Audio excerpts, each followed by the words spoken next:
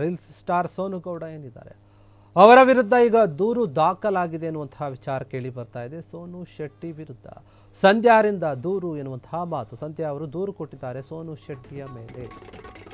ಸೋನು ಶ್ರೀನಿವಾಸ ಗೌಡ ಅಥವಾ ಸೋನು ಶೆಟ್ಟಿ ಏನಿದ್ದಾರೆ ಬೆಂಗಳೂರಿನ ಬೇಗೂರು ಪೊಲೀಸ್ ಠಾಣೆಯಲ್ಲಿ ದೂರು ದಾಖಲಾಗಿದೆ ಎನ್ನುವಂತಹ ವಿಚಾರ ಕೇಳಿ ಬರ್ತಾ ಇದೆ.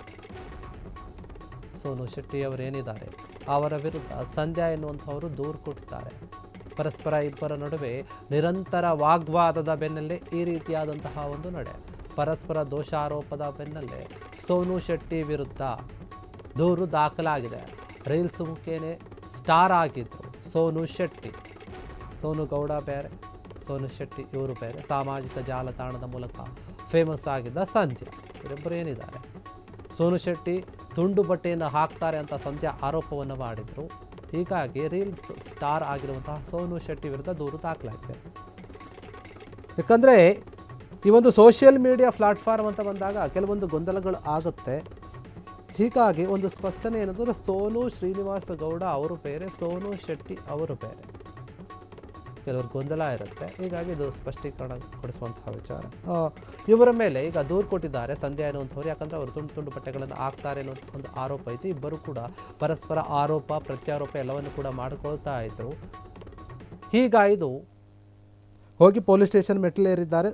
ಈಗ ಸೋನು ಶೆಟ್ಟಿಯ ವಿರುದ್ಧ ದೂರು ಕೂಡ ದಾಖಲಾಗಿದೆ. ಇದಕ್ಕೆ ಸಂಬಂಧಪಟ್ಟ ಹಾಗೆ ಸಂಧ್ಯಾ ಎನ್ನುವಂಥವರು ಬೆಂಗಳೂರಿನ ಬೇಗೂರು ಪೊಲೀಸ್ ಠಾಣೆಯಲ್ಲಿ ಸೋನು ಶೆಟ್ಟಿಯ ಮೇಲೆ ದೂರು ಕೊಟ್ಟಿದ್ದಾರೆ. ಈ ಹಿಂದೆ ಕೂಡ ಇವರು ಫೇಮಸ್ ಆಗಿದೆ ಹೇಗೆಂದರೆ ಸಾಮಾಜಿಕ ಜಾಲತಾಣದಲ್ಲಿ ದರ್ಶನ್ ಅವರ ಬಗ್ಗೆ, ಅವರ ಫ್ಯಾನ್ಸ್ಗಳ ಬಗ್ಗೆ ಮಾತನಾಡ್ತಾ ಇದ್ದರು.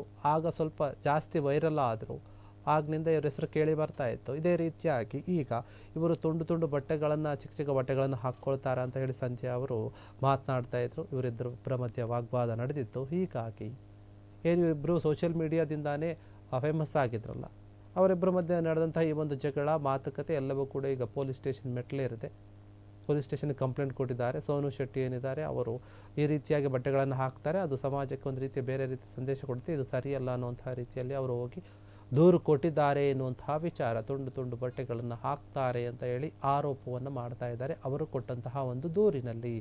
ಹೀಗಾಗಿ ಸೋನು ಶೆಟ್ಟಿಯ ಮೇಲೆ ಈಗ ದೂರು ದಾಖಲಾಗಿದೆ. ದೂರು ಕೊಟ್ಟಿರುವಂಥವರು ಹೇಳಿರುವಂತಹ ಕಾರಣ ಇದು ಏನಂದರೆ ಅವರು ಬಟ್ಟೆಗಳನ್ನು ಹಾಕುವ ರೀತಿ ಸರಿಯಿಲ್ಲ ಅನ್ನುವಂತಹ ರೀತಿಯಲ್ಲಿ ಅವರು ಹೋಗಿ ದೂರು ಕೊಟ್ಟಿದ್ದಾರಂತೆ.